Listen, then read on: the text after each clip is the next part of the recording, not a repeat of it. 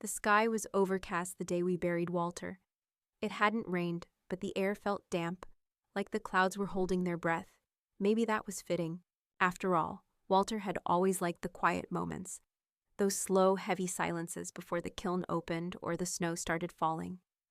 Now it was just me. My name is Caroline Mayfield. I'm 71 years old, and I live in a cedar-shingled house tucked near the edge of a small lake in Vermont. Walter and I built our life here, not just our home, but a whole world. For over 30 years, we ran a lakeside pottery retreat. People came from cities, from universities, even from overseas, just to get their hands dirty, fire clay over wood, and sit with silence. That was the point of it all. Slow living, honest work, nothing flashy. And it was enough. The funeral was small. Walter would have hated anything fussy. Just some neighbors, a few of our older guests, and of course, our children, Eric and Rachel, who arrived like a pair of high-gloss magazine ads, all polished smiles and uncomfortable silences.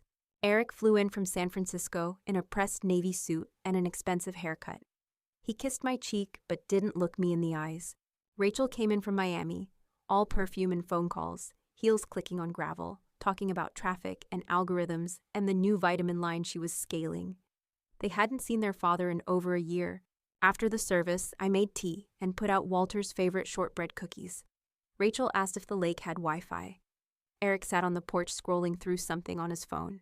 I watched them, strangers in their childhood home, and tried not to feel the ache rise. Later that evening, I invited them to join me the next morning. I said we'd go through Walter's things together. His books, his old letters, his teaching notes. We could share some memories, I said, trying to keep it light. He'd like that. Rachel nodded, but her eyes were still on her phone. The next morning, I set the table with coffee and the blue and white mugs Walter had made during our first year here. I waited. Eric and Rachel came down late, dressed more for a board meeting than a morning of sorting dusty boxes. I was about to ask if they wanted breakfast when Eric pulled a sleek leather folder from his satchel. I thought it'd be best to handle this first, he said, opening it and sliding a paper across the table toward me. I stared at it, blinking. It was a property transfer. Official, notarized. Walter's signature sat at the bottom in steady, clean pen strokes. "What is this?" I asked slowly, my voice already trembling. Rachel leaned in. "Dad signed over the business and the retreat land to us last year," she said, like she was announcing the weather. I looked at the paper again. Walter had been on morphine every day last year. He hadn't signed anything without shaking since autumn. Eric's voice was calm, rehearsed. "It's all legal, Mom. We want to keep the property in the family. We just need to modernize." The room felt cold. My hands gripped the mug like it might save me. I had buried my husband less than 24 hours ago. And now my children, our children, were showing me his name on a document I'd never seen, telling me they owned everything we built. The fracture didn't start that day. It just finally broke open. I didn't sleep that night. After they handed me that paper, I went through Walter's file cabinet in the back room, hands shaking, pulling out anything with a date or a signature. I didn't find anything, just the same old teaching notes, his wood-firing schedules, an invoice for clay we never paid. Nothing about the retreat changing hands, nothing about signing anything over. By the time I walked into the kitchen the next morning, Eric was already there, sipping my coffee like it was his own. "Morning," he said, as if we hadn't just cracked something sacred open the day before. Rachel joined a few minutes later, wearing some soft white outfit that looked expensive and ridiculous in a house that still smelled like wood smoke and glazed dust. She barely looked at me, just placed her laptop on the table and started typing. I cleared my throat. "I want to speak to Donald Reeve," I said. Eric didn't look up. "He's not managing the property anymore," he replied casually. "We've moved all that over to a firm in Boston." I froze. "Donald's been our family attorney for 30 years. "He's old-fashioned," Rachel said, not looking up from her screen. "This is a new phase. We're bringing in professionals who understand modern valuations." I stared at them. "So you've already decided?" Before the funeral even happened. Eric leaned back in his chair, crossing his arms like he was negotiating a startup buyout. "This isn't about emotion, Mom. It's about legacy, about efficiency." "Efficiency?" My voice cracked. "This place isn't a tech company. No, it's a huge opportunity, Rachel said brightly. We've already had offers from 3 boutique resort groups. They love the aesthetic, the pottery angle, the lake, the eco thing. It's all very healing now. I sat down. My knees were shaking. Eric pulled out another folder, this one thinner. We've been working on this for a while. We're looking at a partial sale and redevelopment. Think artist-themed suites, a spa, curated weekend packages. High-end, discreet. No more messy workshops or random strangers firing pots at 3 a.m. I couldn't breathe. Rachel kept talking like she was pitching investors. Of course we've accounted for you. We'd never leave you with nothing. We've looked into a really nice place in Providence, full amenities, walkable, good health care nearby. Eric smiled. It's time to relax. You've done enough, Mom. Let us handle it now. I looked at the folder again. The signature at the bottom. Walter's name in a perfect, smooth line. That's not how he wrote, I said quietly. Not after the morphine. His hand always shook. Rachel paused, then said too quickly, he had good days. I want to see the original will, I said, standing up. From Donald. Eric waved a hand. It's complicated now. You don't need to worry about that. The structure's already been shifted. I stared at them. These children I raised, now speaking to me like I was an obstacle. They thought I'd fold. I nodded slowly. All right, I said, my voice barely above a whisper. Let's do things your way. For now? But deep down, I knew I was only pretending to agree, because something didn't smell right. And I'd lived too long with clay under my nails and smoke in my lungs to start letting lies settle quietly now. The day they moved me out, it was raining. Not heavy, but that slow, needling drizzle that soaks your coat and gets under your skin. Fitting, I thought. Walter used to say that kind of rain was honest weather. Nothing to do but deal with it. Rachel had called it a transition day. She even printed an itinerary.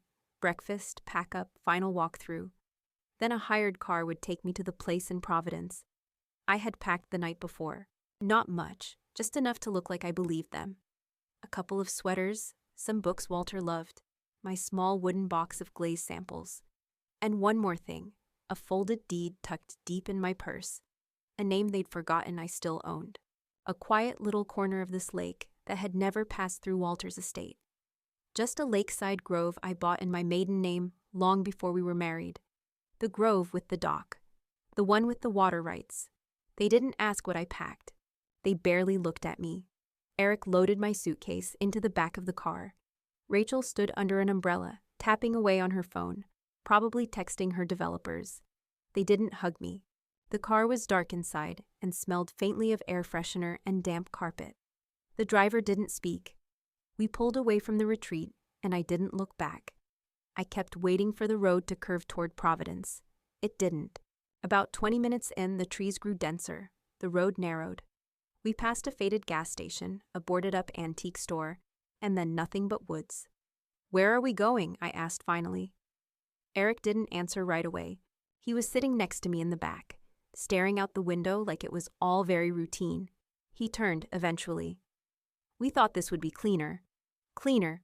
No drama, no fights, no paperwork battles. Rachel looked back from the front seat. It's not personal, Mom. You weren't going to let go. You're leaving me? I asked, more curious than afraid. Eric shifted uncomfortably. There's a small town about half a mile from the stop. You'll find a place. You always do. They pulled over near a bend in the highway where the trees arched overhead and the road was slick with rain. There was no building, no sign, just a gravel patch beside the road and a blurry silhouette of a gas station light in the distance. Eric got out, opened my door, and set my suitcase down on the gravel. He didn't say goodbye. Rachel stayed in the car. Her face was unreadable. When our eyes met, she blinked, then turned away. The car drove off. And just like that, I was alone. 71 years old. Widow, mother of 2. Left on the side of the road like forgotten mail. For a moment, I stood perfectly still. The rain ran down my coat. My hands felt weightless. My breath came out steady. Then I turned away from the gas station and walked toward the woods. Not because I was lost, because I knew exactly where I was. There was a town down that road, small, old, and honest. Walter and I used to drive there on Sunday mornings. stop at Finch's General for coffee and apples, maybe a bolt of linen if the shop had it. And just beyond that town, past the bend and the stream and the rusted signpost, sat the grove I still owned. They thought they'd erased me, but I had something they didn't know about. And I had just begun. It took me 2 hours to walk there. The road was mostly empty, winding through thick pines and broken stone fences. My coat was soaked through by the time I reached the edge of town, but I didn't stop. I passed the faded green sign that read, "Welcome to Finch Hollow," then turned left onto Main, where the sidewalks buckled slightly and every storefront looked like it had a story to tell. Finch's General was still there. Same hand-painted sign, same warped screen door. I stepped inside, the bell above the frame jingling softly. The air smelled like pine cleaner and cinnamon, and for a moment I could almost hear Walter's voice beside me. "You think Mark still carries that honey from Sudbury?" Mark Finch was behind the counter, reading a dog-eared mystery novel. He looked up, blinked, then smiled. "Caroline Mayfield," he said, folding the book. "Now there's a face I haven't seen in a long while." I managed a tired smile. Couldn't stay away. He came around the counter and took my arm gently. "You're soaked. Sit down before you fall down." He brought me a towel and a styrofoam cup of hot coffee, black and terrible. It was exactly what I needed. "I need to make a phone call," I said after a moment. "Do you still have that old landline in the back?" He nodded. "For emergencies and old friends." I dialed Donald Reeves' number from memory. His voice came on after the second ring. Rough, low, unmistakably him. "Donald," I said, "it's Carolyn." A pause. Then, "Thank God. I've been trying to reach you for over a week." I swallowed. "They didn't tell me you called." "I'm not surprised. They moved the will reading up." "Did it without notifying you?" "I thought you were in on it. But then I saw the names." I closed my eyes. "They forged it, didn't they?" "I can't say for sure yet. But the last legitimate copy I have puts the retreat in joint trust with you. Equal control. Nothing about a transfer to Eric or Rachel." I felt a heat rise in my chest. Not anger, not fear. Something older, something ready. "I need to come in," I said. "Today. Any time." I hung up and sat for a moment, the phone still warm in my hand. Then I reached into my purse and pulled out the folded document I'd kept hidden since Walter died. The old deed, land registered in my maiden name. A lakeside grove tucked behind the retreat, bought with a small inheritance years before Walter and I married. Never transferred, never mortgaged. It wasn't much, but it included the lake's only usable dock. And the water rights. I looked up at the ceiling fans spinning slowly above me, as if the air itself had started to turn. They thought they had it all, but they'd forgotten what grew under my name, and what I still had the power to protect. Donald Reeves' office smelled like paper and lemon oil. The kind of place where nothing rushed and everything mattered. He hadn't changed. Same beige suit. Same tired eyes behind gold-rimmed glasses. He looked up when I walked in, and for the first time in days, someone saw me. "Caroline," he said, standing. "You look..." "Like hell," I finished for him, and he smiled. He led me to a wide oak desk and closed the door behind us. No small talk. "I brought it," I said, setting the deed on the desk. Donald unfolded it carefully, eyes scanning the old county stamp, the signatures, the parcel number. He let out a low whistle. "You still had this in your name?" "Never changed it," I said. "Didn't see the point. Walter never minded. That grove's where we first built the pit kiln, remember?" He nodded. "And this little grove happens to be where the lake access sits." "And the water line runs through it," I added. Donald tapped the paper, which means no lake access, no retreat, no development. He reached for another folder. "Here's the forged will they filed." I managed to get a copy from the county clerk's office. The signature's too clean, too smooth. Walter hadn't written like this since last summer. I stared at it. They didn't even try to make it look shaky. They assumed you wouldn't ask. I leaned back, felt the weight of it all pressing into my spine. "I want it stopped, Donald. I don't want revenge. I want the truth. I want to keep what Walter and I built from becoming some overpriced yoga resort for tech executives." He nodded slowly. "We can do that. First, I'll send a cease and desist to the developers. They'll back off the moment they hear there's a deed conflict and water access isn't guaranteed. They hate uncertainty. Good. Next, I'll file an injunction with probate court to freeze any property transfers until the legitimacy of the will is determined. That'll tie everything up for months, maybe longer. Good. And I'll submit a formal complaint about the forged document. If they want a legal fight, they'll get one. He looked at me across the desk. You understand this could get ugly? I nodded. It already is. He didn't ask for payment, just opened a drawer, pulled out his old yellow legal pad, and began writing. I stood and walked to the window. Outside, storm clouds had gathered over the lake, thick and low and fast-moving. I watched the trees bend under the wind. The same lake Walter and I built our lives beside. The same dock where he once kissed me after our first workshop. The place we taught dozens of students how to center clay and sit still long enough to hear the earth. They thought I'd disappear quietly. They thought I'd go down without a sound. But they forgot something important. I've spent my whole life working with fire and stone. And now, I had a storm at my back. The text came just after midnight. Rachel, Mom, we need to talk. Please. Then another. Rachel, this is spiraling. Can we just pause everything? There was no apology. No acknowledgement of what they had done. Just panic dressed up as concern. I didn't reply. By morning, Eric had left 4 voicemails on Donald's office line. He used words like clarity, miscommunication, misunderstanding. Donald forwarded me one of the messages with a short note. He's scrambling. Good. I moved into the old cabin that afternoon, a small square place tucked behind the east tree line.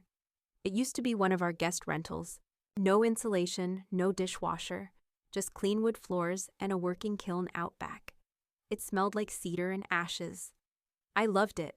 I unpacked slowly, only what I needed. A few pots Walter made, my glazed notebooks, a stack of letters from old students.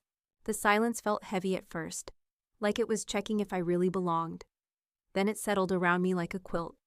I brewed tea on the little propane stove and stepped outside. The lake was quiet, still, untouched. Eric called again that evening. This time, he left a message on my phone.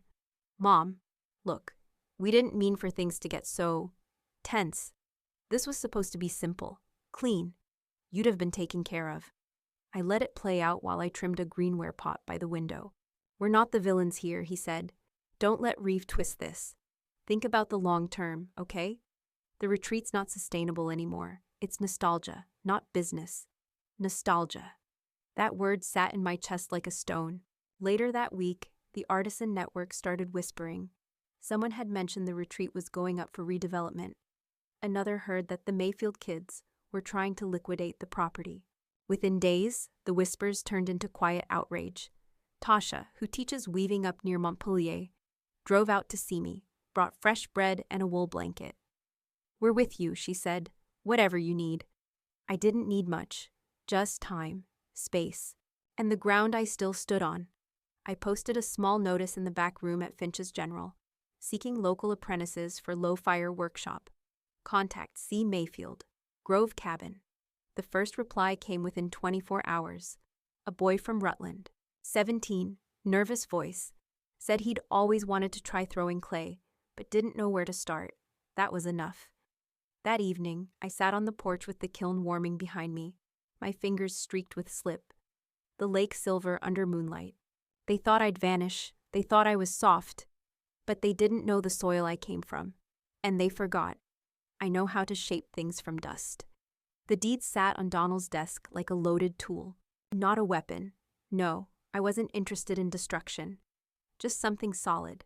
Something that said, this land lives through care, not commerce. A month had passed since the legal freeze hit. The luxury resort group backed off within days of receiving Donald's letter. Their response was curt and efficient. No drama, just a clean exit. Developers hate foggy titles, water rights disputes, or anything that smells like resistance. Eric tried calling twice more. Rachel didn't call at all. I didn't need them to. Instead, I sat with Donald and drafted something entirely different. A foundation. Small, local, humble. We called it the Grove Collective. Its mission: preserve access to the lakeside grove and offer workshops in sustainable arts, pottery, textiles, woodwork. We wrote it into the bylaws. No corporate funding, no profit-driven expansion, no development beyond what the land could hold. I donated the grove itself to the foundation under my maiden name. Let them try and untangle that. By the end of the second month, I had 6 apprentices. Some were teenagers who'd never touched a potter's wheel. Others were older, retirees, quiet women with strong hands and grief behind their eyes. We met twice a week in the cabin's open workspace, taught each other, shared meals, fired clay in the old pit kiln that Walter built by hand. The air smelled like smoke and wet leaves. It smelled like memory. One afternoon, a girl named Ava, 16, sharp-eyed, quiet, asked if she could walk down to the dock after class. I said yes, of course. She came back with a handful of smooth lake stones and said, "I want to make glazes out of these." I smiled. "Then you're in the right place." Word spread, slowly but surely. Not in headlines or social media blasts, but in whispers, in hand-passed notes and conversations in parking lots. People started dropping by the general store to ask about classes. Mark Finch put up a sign on his window with a phone number and the words, "The Grove is alive." And it was. The lake hadn't changed, not really. But the energy around it had. It no longer hummed with the tension of erasure. It breathed, quietly, intentionally. Back at the retreat, the house sat still. The doors locked, the rooms hollowed of their future. Eric hadn't been back since the sale froze. Rachel's business, I heard through the grapevine, had taken a hit. Investors didn't like mess. I didn't gloat. I didn't need to. Instead, I opened the kiln one Saturday morning and pulled out a finished mug. Uneven, soft at the lip, glazed in iron flecks and fire lines. I turned it in my hands, smiled, and placed it on the new shelf marked Community Pieces. Walter would have liked that. We hadn't saved a business. We'd replanted something older, not for sale, but for creation. The morning light slanted through the pines, quiet and golden. Mist hung low over the lake, softening the world to a hush. I walked down to the grove barefoot, the dew soaking into my socks. The soil was damp, rich, alive. I'd begun every day like this, not out of routine, but reverence. The path had shifted over the years, grown narrower in some places, clearer in others, like memory, like grief. The dock creaked as I stepped onto it. I sat cross-legged at the edge, the wood cold beneath me, the water lapping soft against the posts. Across the lake, the old retreat stood still. Faded shingles, shuttered windows, moss along the gutters. They hadn't been back since the injunction, not even to pack up their things. I exhaled, slow and steady. They'd taken their shot, and I'd taken root. Later that morning, I walked to the local radio studio in town, a little side room inside the library, barely big enough for 2 chairs, and a mic. A woman named Nora ran a weekly segment called Voices of the Valley. She'd asked if I'd come tell my story. I said yes. I sat down, slipped on the headphones, and waited as the red on-air light blinked to life. Today's guest, Nora said softly into the mic, is Caroline Mayfield, founder of the Grove Collective, longtime artisan, and former co-director of the Mayfield Retreat. Caroline, thank you for being here. I cleared my throat. Thank you for having me, Sis smiled. Tell us what brought you back, or maybe what never left. I took a breath, then I began. I lost my husband this year, and shortly after, I lost the life we built together. Or so I thought. I kept my voice steady. No drama, just truth. My children, grown, educated, ambitious, had a plan, a business plan, they called it. A way to make the retreat more modern. But that plan didn't include me, or this land, or the reason we ever started teaching in the first place. Nora didn't interrupt. I was erased from my own home, I said, not with cruelty, but with convenience. And for a while, I let them. I let silence take my place. I leaned closer to the mic, but silence is something I've learned to work with. I know how to shape it, fire it, crack it open.